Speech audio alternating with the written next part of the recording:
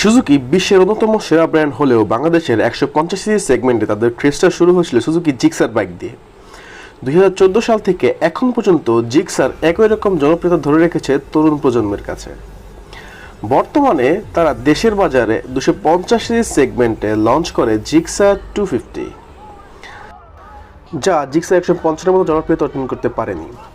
Gixxer 150 FI ABS এবং Gixxer 250 দুটি বাইকের মেজর ডিফারেন্স ইঞ্জিন ছাড়া অন্য কিছু না থাকায় জিনিসটা অনেকটা হয়ে গেছে 150 সিসি চেসিসে 250 সিসি ইঞ্জিন লাগানোর মতো, যার ফলে তরুণ প্রজন্ম 250 সিসিকে ওইভাবে মেনে নিতে পারেনি।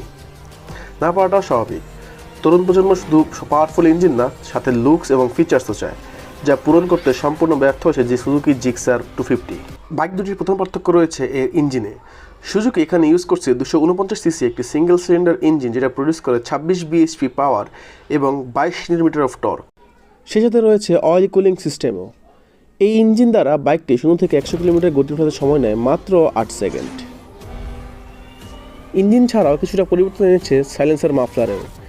সেই সাথে ব্রেকিংয়ের জন্য ফ্রন্টে 300 মিলিমিটার এবং রেয়ারে 220 মিলিমিটার ডিস্কের সাথে দিয়েছে ডুয়েল চ্যানেল ABS, যা ব্রেকিংকে আরও বেশি ভালো করবে। এই তিনটি পরিবর্তন ছাড়া সুজুকি অন্য কোনো বড় পরিবর্তন আনতে পারেনি তাদের জিক্সার 250-তে, ফলে এটিকে আকৃষ্ট করার মতো ইঞ্জিন ছাড়া আর কিছুই নেই। সুজুকি পারত আরও R&D করে একটু স্পোর্টি ও ডিফারেন্ট একটি লুক দিয়ে জিক্সার 250-কে লঞ্চ করতে, যেহেতু বাংলাদেশের মানুষ সুজুকিকে না জিক্সারকে সব থেকে বেশি পছন্দ করে।